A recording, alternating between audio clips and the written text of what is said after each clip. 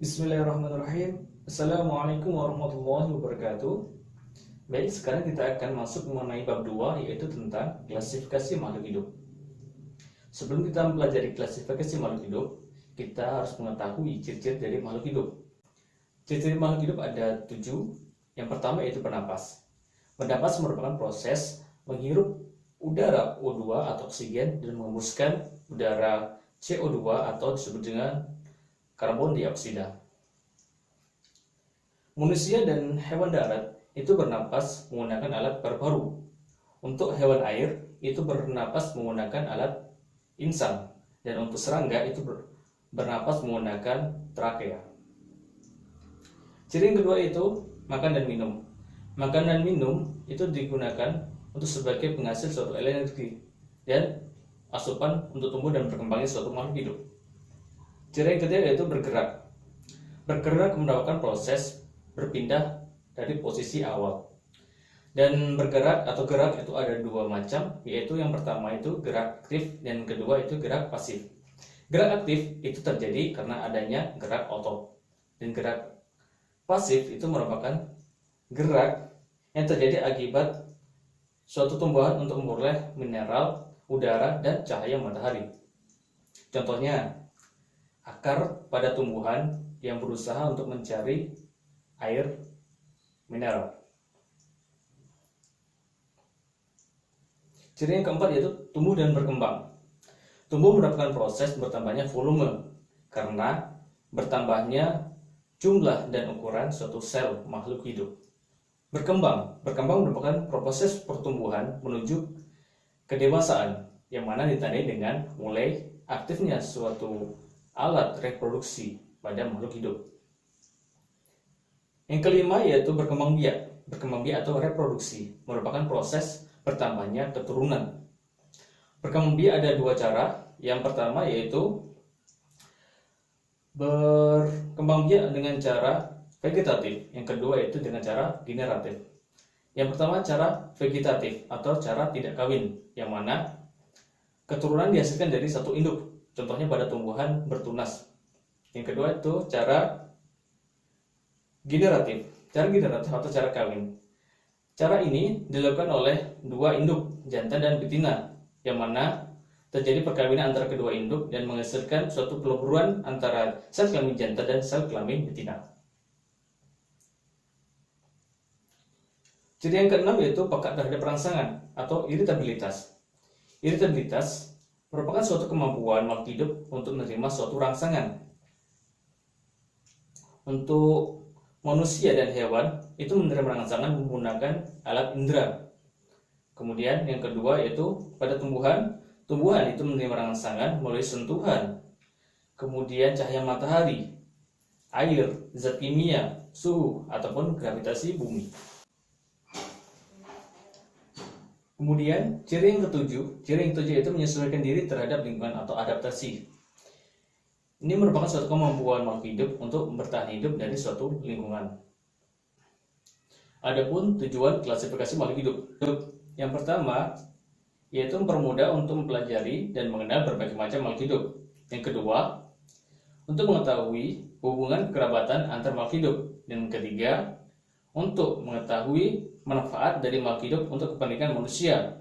Yang keempat, untuk mengetahui adanya saling ketergantungan antar makhluk hidup. Klasifikasi makhluk hidup. Adapun urutan takson dalam klasifikasi. Yang pertama ada kingdom atau dunia, yang kedua ada filum, tumbuhan atau hewan, yang ketiga ada kelas atau kelas, yang keempat ada order atau bangsa, yang kelima ada famili atau disebut dengan suku, yang keenam ada genus atau marga, yang ketujuh yaitu spesies atau jenis. Bila semakin sedikit persamaannya, maka semakin jauh juga kekerabatan makhluk hidup tersebut. Adapun kunci identifikasi, di sini ada kunci determinasi. Kunci determinasi merupakan petunjuk yang digunakan untuk mengidentifikasi suatu organisme tertentu. Pada kunci identifikasi, di sini tercantum ciri-ciri organisme yang akan diidentifikasi secara spesifik. Berikut ada contoh kunci identifikasi.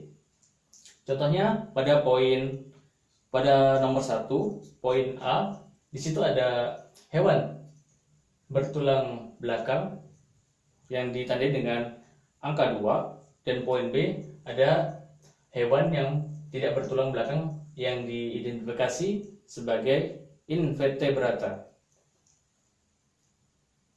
Adapun metode penamaan ilmiah, Linus menggunakan sistem binomial nomenklatur yang mana digunakan untuk membuat suatu penamaan ilmiah. Terdiri dari dua kata. Yang pertama yaitu kata yang menunjukkan genus, yang mana penamaan ilmiah dilakukan dengan mengawali huruf kapital atau huruf besar. Kemudian kata kedua merupakan petunjuk spesies yang diawali dengan huruf kecil. Sistem klasifikasi 5 kingdom. Sistem klasifikasi 5 kingdom, yang pertama yaitu ada Monera, yang kedua ada Protista, yang ketiga ada fungi atau jamur, yang keempat ada plantae atau tumbuhan, yang kelima ada animalia atau hewan. Kingdom yang pertama yaitu kingdom Monera. Kingdom Monera adalah suatu makhluk hidup yang memiliki membran. Yang pertama kingdom Monera. Anggota kingdom Monera adalah makhluk hidup yang bersel satu atau uniseluler, namun tidak memiliki membran inti atau disebut juga dengan prokaryotik. Pada umumnya organisme ini berkembang biak dengan cara membelah diri. Dan anggota kingdom Monera itu meliputi bakteri dan ganggang biru atau Angiospermae. Pada umumnya organisme ini berkembang biak dengan cara membelah diri. Anggota dari kingdom Monera ini yaitu meliputi bakteri dan ganggang biru atau disebut juga dengan cyanobacteria. Yang kedua yaitu kingdom Protista. Kingdom Protista itu memiliki membran inti atau disebut juga dengan eukaryotik. Kemudian memiliki sel tunggal dan sel banyak atau disebut dengan multiseluler. Protista ini dibedakan atas 3. Yang pertama yaitu protista milik hewan atau disebut dengan amoeba. Yang kedua Protista dibedakan atas 3. Yang pertama yaitu protista milik hewan atau disebut dengan protozoa. Yang kedua, protista milik tumbuhan atau disebut dengan alga. Kemudian protista yang ketiga yaitu protista mirip jamur. Di sini ada pun macam-macam. Yang poin A itu merupakan amoeba, yang B merupakan augulena, yang ke C yaitu paramecium. Adapun macam-macam protista alga atau protista mirip tumbuhan. Macam-macam protista alga ini dikelompokkan berdasarkan perbedaan pigmen. Contohnya, Rhodophyta itu merupakan alga yang berwarna merah.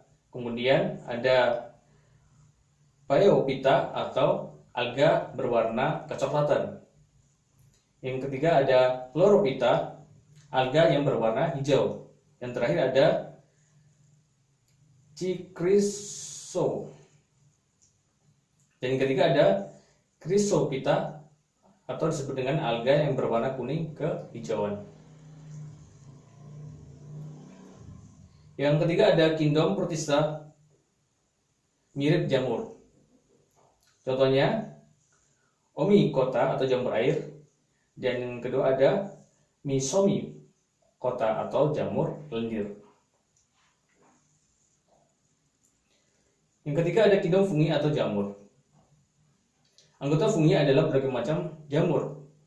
Fungi memiliki membran inti dan memiliki dinding sel yang dihasilkan oleh kitin, kemudian tidak memiliki kloroplas atau klorofil sehingga tidak bisa melakukan suatu proses fotosintesis. Kemudian tubuh jamur itu tersusun atas benang-benang atau disebut dengan hifa. Dan hifa ini disebut dengan miselium, dan tubuh jamur ini disebut dengan talus. Dan jamur hidup sebagai saprofit atau parasit dan berkembang biak dengan cara spora. Simbiosis mutualisme antara jamur dan ganggang itu membentuk suatu lumut kerak. Dan lumut kerak ini disebut dengan tumbuhan perintis, sebab dapat hidup di tempat makhluk hidup lain yang tidak dapat hidup di tempat tersebut. Contohnya Usnea sp. Yang keempat ada kingdom plantae. Kingdom plantae dibagi atas 3. Yang pertama ada tumbuhan lumut, yang kedua ada tumbuhan paku, yang ketiga ada tumbuhan berbiji. Yang pertama tumbuhan lumut. Tumbuhan lumut ada beberapa ciri. Yang pertama yaitu memiliki akar, batang, dan daun bukan sejati dan tidak memiliki berkas pembuluh. Ciri yang kedua, akar lumut itu disebut dengan rhizoid, yang mana rhizoid itu berfungsi untuk menempelkan tubuh lumut di suatu substrat dan hidup di suatu tempat yang lembab. Ciri yang ketiga yaitu berkembang biak dengan kawin dan tidak kawin, atau disebut dengan metagenesis. Kemudian tumbuhan paku. Ciri-ciri tumbuhan paku yaitu memiliki akar, batang, dan daun sejati dan memiliki berkas pembuluh. Kemudian pada daun dewasa terdapat bulatan berwarna coklat yang disebut dengan sorus. Sorus ini merupakan kumpulan kotak spora yang mengandung atau yang dibungkus oleh indusium. Kemudian ciri yang ketiga yaitu berkembang biaknya dengan cara kawin dan tidak kawin, atau disebut dengan metagenesis. Kemudian tumbuhan berbiji. Tumbuhan berbiji itu memiliki akar, batang, dan daun sejati dan sama memiliki berkas pembuluh dan menghasilkan biji yang digunakan sebagai alat reproduksi atau berkembang biak. Berdasarkan letak bakal bijinya, tumbuhan berbiji dibagi menjadi 2. Yang pertama yaitu tumbuhan biji terbuka atau disebut dengan gymnospermae. Yang kedua yaitu tumbuhan berbiji tertutup atau angiospermae. Yang pertama, tumbuhan berbiji terbuka atau gymnospermae memiliki ciri-ciri yang mana letak bakal bijinya terdapat di luar daun buah dan tetapi menempel pada daun buah tersebut, dan pohonnya memiliki akar tunggal. Kemudian daunnya ada yang berbentuk seperti jarum, kemudian kecil tebal, kemudian tipis lebar. Dan alat kelamin jantan dan betinanya disebut dengan strobilus dan mengandung sporagium. Yang kedua itu tumbuhan berbiji tertutup atau disebut juga dengan angiospermae, yang mana memiliki ciri-ciri alat perkembangbiakannya berupa bunga, kemudian memiliki akar dan batang serta daun yang dapat dilihat secara jelas. Kemudian susunan tulang daunnya itu ada yang berbentuk menyirip, menjari, atau sejajar. Kemudian bakal bijinya dilindungi oleh daun buah dan dapat mengalami suatu pembuahan secara ganda. Kemudian yang kelima yaitu kingdom Animalia. Kingdom Animalia dibagi menjadi 2. Yang pertama yaitu invertebrata atau suatu hewan yang tidak memiliki tulang belakang. Kemudian vertebrata, hewan yang memiliki tulang belakang. Sekian penjelasan dari Bapak. Bapak akhiri, wassalamualaikum warahmatullahi wabarakatuh.